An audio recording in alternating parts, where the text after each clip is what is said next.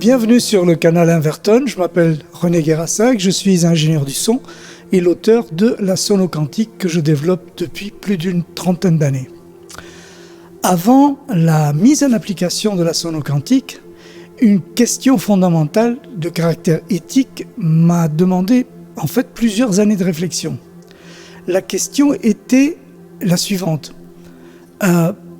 Vais-je modifier le karma d'une personne avec la sonoquantique?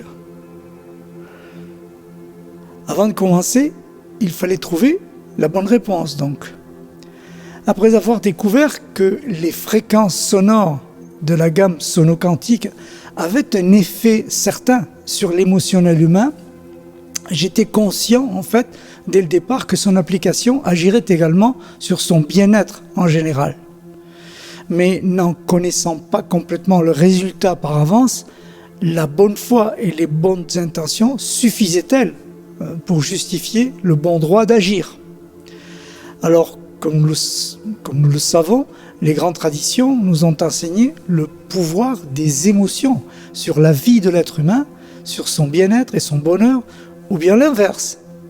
La maîtrise des émotions conditionne irrémédiablement son destin, donc son karma ou loi de cause à effet, incluant des conséquences autant négatives que positives. Mais comment savoir à l'avance si tel acte ou telle parole aura pour soi-même et pour autrui une conséquence positive ou négative? Si l'on est un professionnel de santé, par exemple, comment savoir par avance si son action sera exclusivement positive?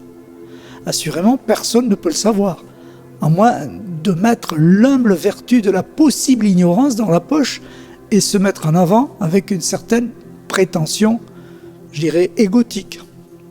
Voilà donc un dilemme auquel il est bien difficile de répondre, j'en conviens, en son âme et conscience. Sans entrer dans le domaine ou dans le bien fondé de l'intervention humaine sur autrui qui, de bonne foi, peut entraîner plus de confusion que de certitude, j'ai fini par identifier un postulat, une idée que je vais vous décrire. En prenant l'identité d'une personne telle qu'elle est inscrite dans son registre d'état civil, on peut transmuter les lettres de ses noms et prénoms en nombres, puis en fréquences, et en faire une séquence musicale spiralée selon la suite de Fibonacci, et ces fréquences reproduisent parfaitement la vibration complète de son identité.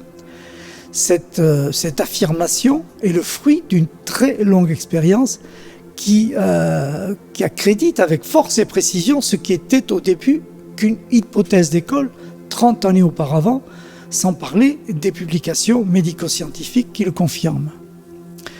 De plus, dans le domaine psycho-émotionnel, les noms et les prénoms définissent avec une étonnante précision les qualités d'une personne ainsi que ses réactions émotionnelles dans lesquelles elle se reconnaît. On peut le dire par expérience de façon systématique. Toutes ces constatations que l'on peut classer comme positives ont pu, dès le début de l'application publique de la sonoquantique, écarter tout risque de karma négatif. En effet, en partant non pas d'un savoir académique, mais de l'identité fréquentielle du bénéficiaire, ce sont bien les fréquences de la personne qui agissent en profondeur depuis le début jusqu'à la fin de sa vie. Le choix intime de ces fréquences personnelles est antérieur à l'apparition de tout intervenant. Elle est donc de la seule responsabilité du bénéficiaire. Et cette identité transmutée en fréquences personnelles font qu'elles écartent tout risque de karma négatif pour l'intervenant, tout en assurant un karma positif pour le bénéficiaire. Ce dilemme karmique semble être résolu quand il témoigne d'une absence totale d'effets secondaires. J'espère que ce sujet relativement délicat sur la réflexion éthique du karma aura pu éclairer votre lanterne et nous inspirer tous mutuellement. Merci pour votre attention et à bientôt pour de nouvelles informations.